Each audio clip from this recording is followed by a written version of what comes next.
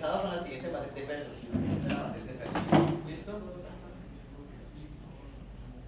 Esta matriz de pesos.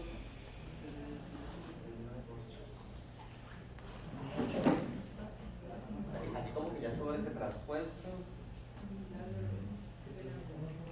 Ah, no, ese traspuesto.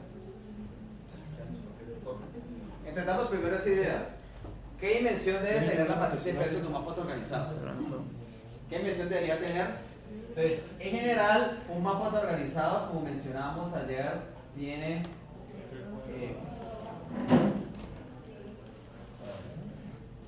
n entradas. Digan aquí a las diferentes neuronas. Y esas neuronas se conectan, o esas entradas mejor, se conectan con las neuronas del mapa propiamente dicho. Que en general la manera estándar de trabajar las neuronas de un mapa autoorganizado es de una manera matricial. Tengo mis neuronas en una matriz. Les tengo aquí las diferentes matrices.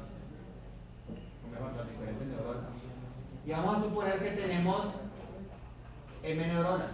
Esas M neuronas se distribuyen en una forma reticular, ¿no? Forma matricial, ¿listo? Pero en total tenemos M neuronas. Entonces, esa cantidad de neuronas M está dada por la cantidad de filas del mapa, por la cantidad de columnas del mapa. ¿Listo? Entonces, cada neurona va a tener una conexión o un peso con cada una de las entradas. ¿Listo? Eso significa que si yo miro la matriz de pesos de esta red, la matriz W, como es una red monocapa, va a tener ¿qué dimensión? Va a tener n neuronas por n entradas, de acuerdo a la notación que se ha trabajado. ¿Listo? Entonces, si miro esta matriz de pesos, uno puede deducir rápidamente cuántas neuronas tiene esta red y cuántas entradas tiene. En la versión inicial la colocábamos así, pero por eso pues, hay un pequeño errorcillo y por eso colocamos el traspuesto. Entonces, si está traspuesta, ¿con qué dimensión que haría esta matriz luego de transponerla? Era dimensión 4 por 3, ¿sí? Bueno, entonces, teniendo eso, entonces la red va a tener esa estructura. Entonces, son 4 neuronitas y 3 entradas. Entonces, tengo X1, X2, X3. Y tengo 4 neuronas, pues que pueden estar en forma reticular o no. Vamos a hacerla lineal, simplemente. Pues, esta es la estructura que tendría el mapa.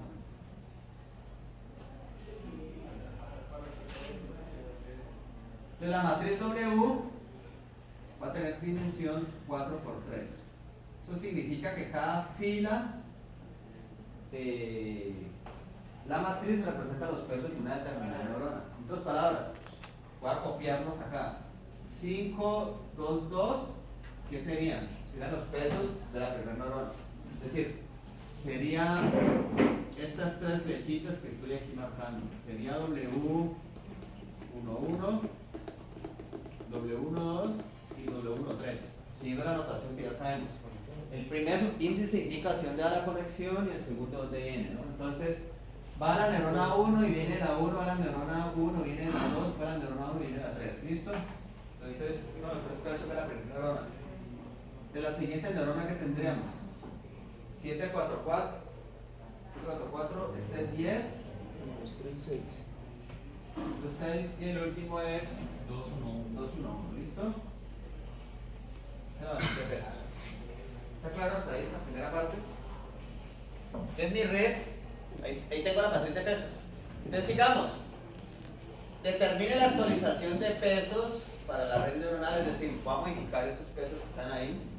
Cuando el patrón de entrada es 10 menos 4, 5. Entonces, llega una entrada.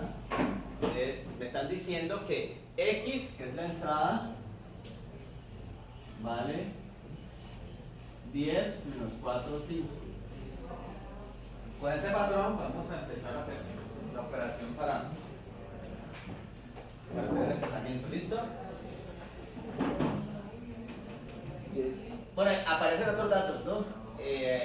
Nos dicen que la desigualdad va a ser escalonada. También tenemos un parámetro de ganancia que vamos a ver a continuación cómo se trabaja y pues las iteraciones, ¿listo? Entonces vamos a ir desarrollando todo.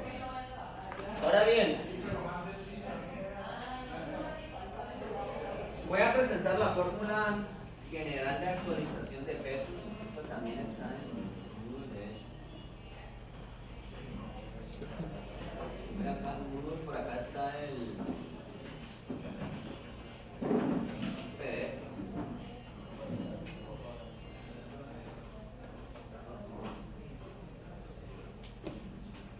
Lo que acabo de presentar.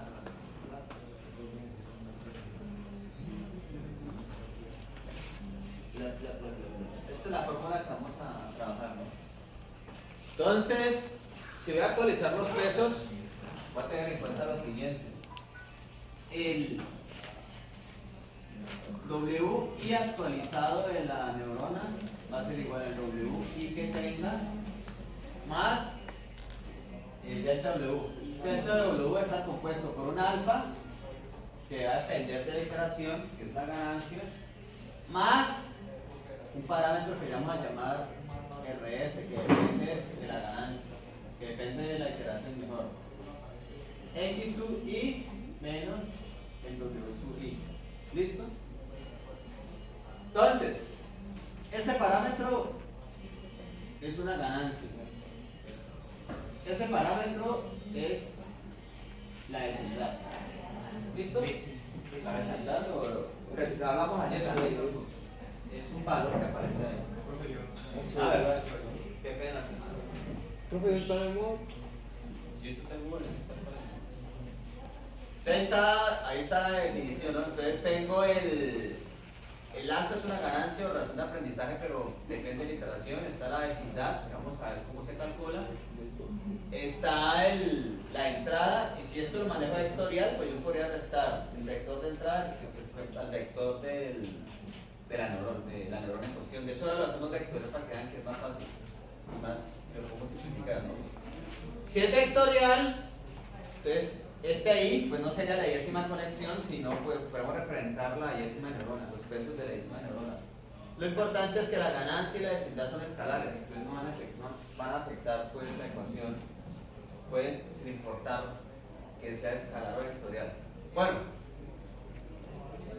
vamos a empezar con la desigualdad. O mejor, lo más fácil es la ganancia. Esta es la fórmula de ganancia. Entonces, la ganancia es una ganancia que corresponde a esta fórmula. ¿Listo? Entonces, de acuerdo a los datos, vamos a determinar cuál es el valor de ganancia que tiene nuestra actualización de pesos. Voy a escribir la fórmula acá. Es una fórmula exponencial.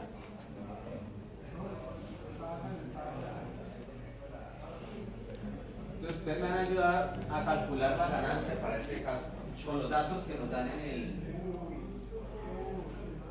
Los datos están aquí, ¿sí? ¿Sí? Entonces, vamos a calcular la ganancia. Entonces, para la ganancia nos dicen que la máxima es 3 y la mínima es 1. Y que esa ganancia va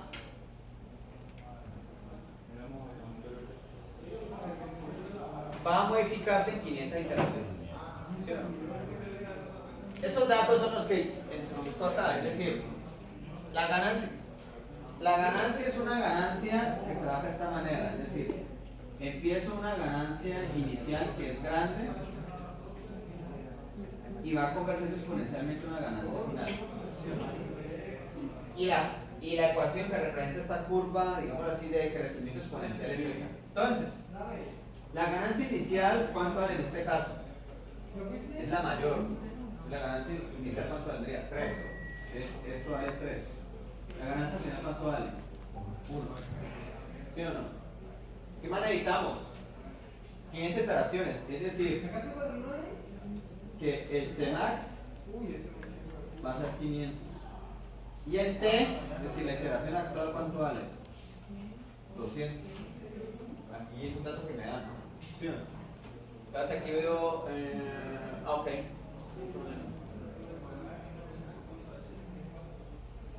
Por aquí tengo una... Pero profe, luego aquí hay algo que estoy enrolando dos cosas. El T-max es 700, que es la cantidad total de iteraciones. Esa 500 que están acá es para definir en qué rango va a trabajar la vecindad. Es decir, ¿se acuerdan lo que cuando uno mira la manera como cambia la vecindad empieza un valor máximo también hasta un valor más pequeño, ¿no? Pero en un número determinado de iteraciones, que no necesariamente es el total. Entonces son dos cosas diferentes. Para cálculo de la ganancia se trabaja con el total de iteraciones. Entonces el total de iteraciones, ¿cuánto es? 700. Ahora cuando miremos la vecindad, lo tomaremos porque es diferente. Y la iteración actual es 200. Entonces con todos estos datos, ¿cuánto me da la ganancia? Porque lo calculen, por favor. Intenten utilizar esa fórmula. ¿Cuánto me daría? Obviamente tiene que haber un número entre 3 y 1. Es decir, no dar 3 porque es la inicial, no dar 1 porque es la final, pero dar un valor intermedio. Entonces calculemos por favor la ganancia. Entonces calculen la ganancia. Bien, ahora hablamos de esto.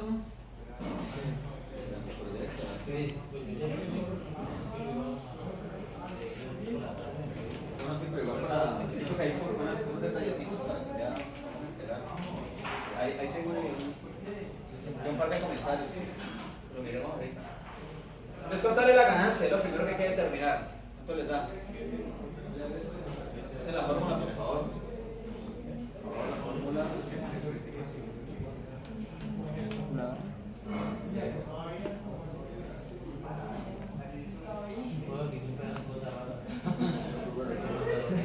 Para eso es para pegar en las llantas.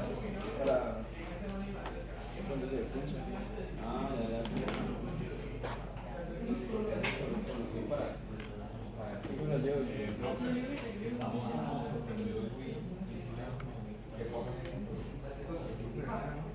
No lo subí.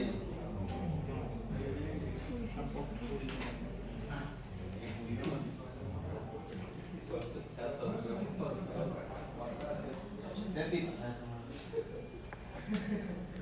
la ganancia en la iteración 200 da 2,9. Ese es el valor que aparecería. ¿Listo? Cuenta, aplicamos la fórmula y esa fórmula con los datos acabo de presentar y listo. Ahora bien, ¿qué otro valor necesito para mi expresión? El valor de vecindad. La vecindad, pues, hay varias maneras de trabajarla, que es lo que voy a mostrar a continuación. Bien, está la pantaloneta. Bueno, ese es el esquema general que ya veíamos. Borrar esto. Entonces, la vecindad. Primero la vecindad, ¿cómo se puede representar? Entonces, ya sabemos que la vecindad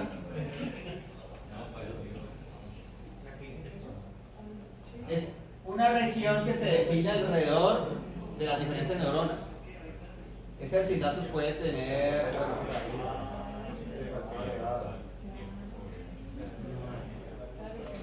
puede representarse de diferentes formas. ¿Listo? Entonces, si esa es la neurona en la cual yo estoy trabajando, la vecindad puede tener dos formas en general. O puede ser constante, dije que es la vecindad constante, que desde la neurona, desde la posición de la neurona hasta el tamaño de la vecindad,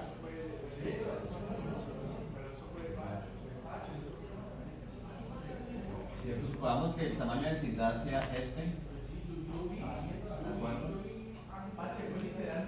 hasta ahí hay influencia para ambos lados.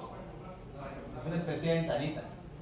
Aquí está tamaño de vecindad y acá estaría también el tamaño de vecindad. Listo.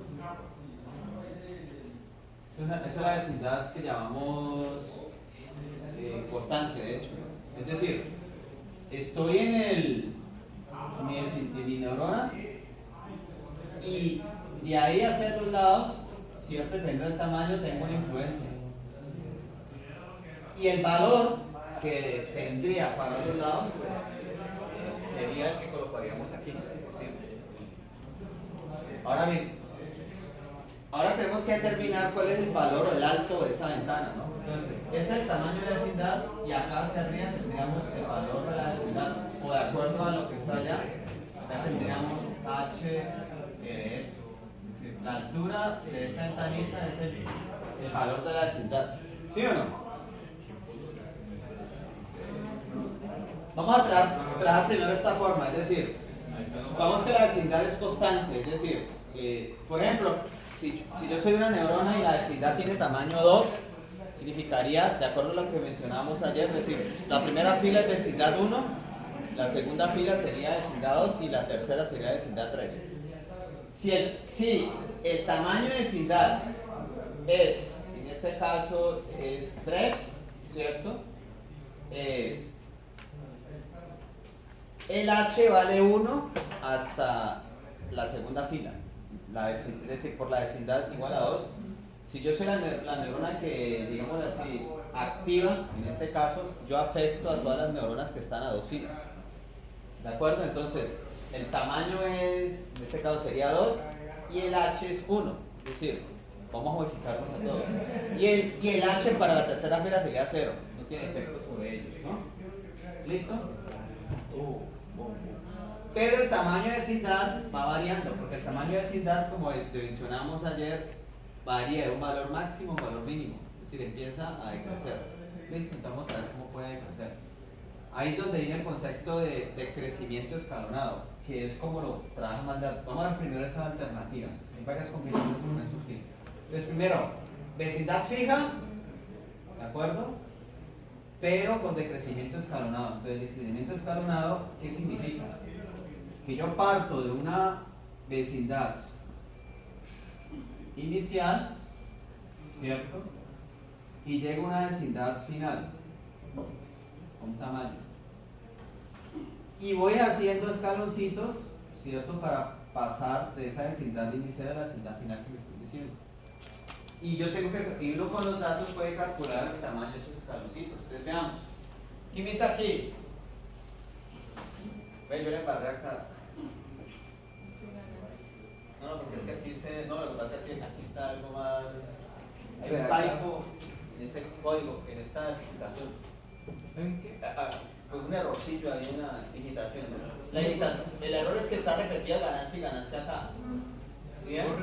Entonces, esto de acá es vecindad. Es decir, ahora cambiamos el cálculo rápidamente. Entonces, la vecindad es la que empieza en 3 y termina en 1. La ganancia, si es la que. Entonces, para la ganancia. Cambio lo siguiente. En el cálculo de la ganancia empieza en 1 y la final es punto 1. Entonces, ahora por favor recalculemos el tamaño de ganancia, pero teniendo esto en cuenta. Y para la vecindad, si consideramos lo que acabo de decir, la vecindad inicial es 3 y la final es 1, para calcular los escalones. Entonces, ahí sí hay una falla en la reacción. Es aquí en el. Repetir ganancia 2 veces. Si es que acá es vecindad y aquí es donde ganancia. Por eso yo decía, pero ¿por qué parece ganancia acá 1, 1 y acá ganancia 3, 1? Entonces, ahora bueno, teniendo en cuenta esa claridad, aquí nos daría punto 51, listo. Entonces ahora vamos a hacer lo mismo a calcular el valor de la vecindad, teniendo en cuenta lo que acabo de mencionar. Aquí no es ganancia, la vecindad máxima es 3 y la mínima es 1. Y ahí es donde aparecen las 500 iteraciones. Entonces, ¿qué sucede? Eso significa que voy a pasar de vecindad 3, y en algún momento voy a pasar de vecindad 3 a vecindad 2, y en algún momento de vecindad 2 voy a pasar a vecindad 1.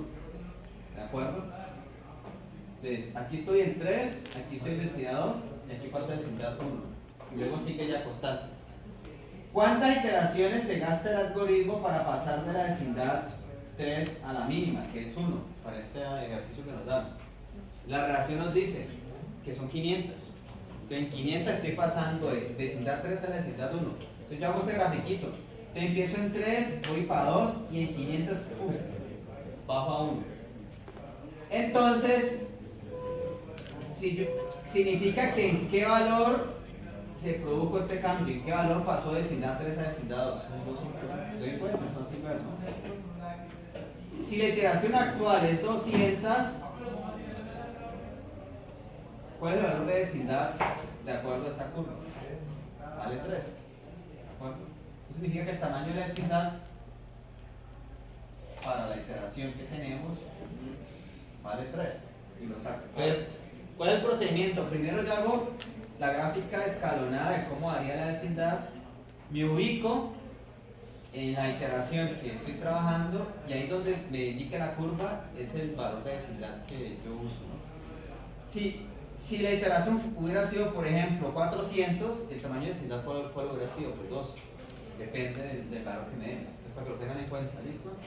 Entonces, si trabajo con este tipo de vecindad, la vecindad en este caso valdría, es decir, ¿cuánto valdría HRS? Según lo que menciona allá. Vale 1, ¿cierto? Dentro de la vecindad. Es decir, vale 1 con vecindad 3. Así cae. ¿Listo? ¿Qué significaría para este ejercicio? Si la vecindad es 3, significa lo siguiente. Si yo estoy en la primera neurona, por ejemplo, que es esta o esta, la vecindad me va a involucrar todas las neuronas, es decir, se van a modificar, que lo que vamos a ver, voy a influenciar la neurona 2 que está a una neurona de distancia, la neurona 3 que está a 2 neuronas, y la neurona 4 que está a 3 neuronas. Es decir, como la vecindad de la máxima abarca todas las neuronas, esto se modifica.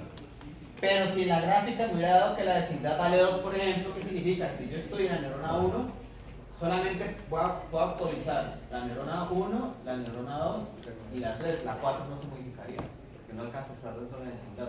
Eso es lo que deben tener en cuenta en este caso. Sacar la parte de cómo se maneja la vecindad. Si quieren hagan lo siguiente, cambiemos los valores, es decir, como para que lo hagan ustedes. Vamos a suponer que la vecindad inicial vale 5, por decir algo, y la vecindad final vale 1 también. Y tengo las mismas 500 iteraciones. Entonces, ¿cómo sería la curva de crecimiento de la vecindad para ese caso? ¿Cómo haría? Entonces, uno hace el dibujillo. Entonces, yo empiezo en 5. Yo sé que en 5 va a bajar a 4. Voy en 5, voy en 4.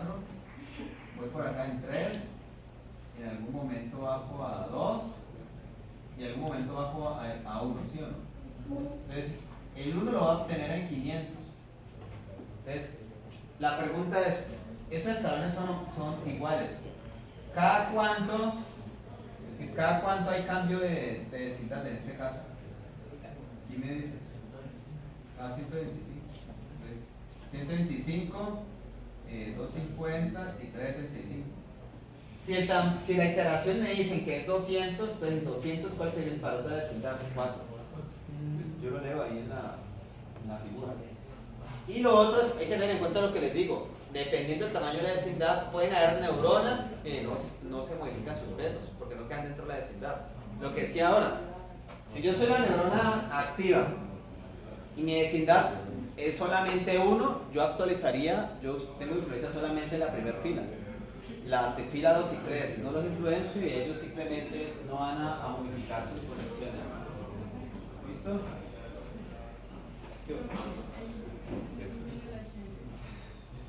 Es que una cosa es el tamaño de vecindad y otra cosa es el valor de la vecindad. Si la vecindad es constante, HRS siempre vale 1. La altura vale 1. Vale 1. Dentro de la vecindad. Entonces, si en este caso, para el ejercicio, como la vecindad es la máxima, HRS vale 1 para todas las neuronas, básicamente. Pero si la vecindad fuera menor, HRS saldría 1 para los que están dentro de la vecindad y 0 para el resto. Es decir, que había neuronas que no se actualizarían los pesos porque no quedan dentro de la vecindad. Eso es una forma de traer la vecindad. Hay otra forma que también está, si usted mira el documento de Moodle, es vecindad, una vecindad gaussiana, que también es muy común en estas redes. Yo lo que tengo es esto. Tengo es una gaussiana de esta forma. Bueno, me quedó un poquitico desplazada. Vamos a ir a una pequeña corrección. Bueno, más o menos. Entonces, la vecindad gaussiana sí tiene una característica y es que ya no es como la vecindad constante que vale 1 y 0 el valor de vecindad. En la vecindad gaussiana el valor depende de qué tan lejos estés de la neurona ganadora. ¿De acuerdo? Entonces, vamos a ver cómo se calcula la vecindad gaussiana. La vecindad gaussiana responde a una fórmula que también está en el documento de Moodle. Esta es la ganancia. Aquí está la vecindad. Esta es la fórmula de la vecindad gaussiana. Puedo colocarla por acá también. Entonces, si esto es gaussiana, vamos a explicar cómo funciona. Es la famosa fórmula gaussiana, la exponencial menos un medio de una distancia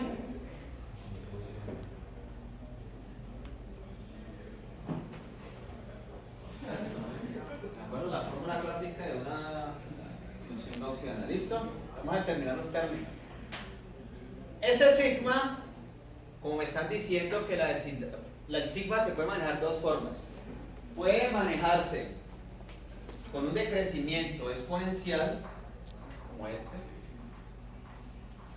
¿de acuerdo? Parecido al que utilizamos para la ganancia, que se calcularía igual. O el sigma puede calcularse con un decrecimiento escalonado. En el caso del ejercicio me están diciendo que es escalonado. Yo simplemente voy a enlazar esta fórmula, la otra fórmula del valor de vecindad con la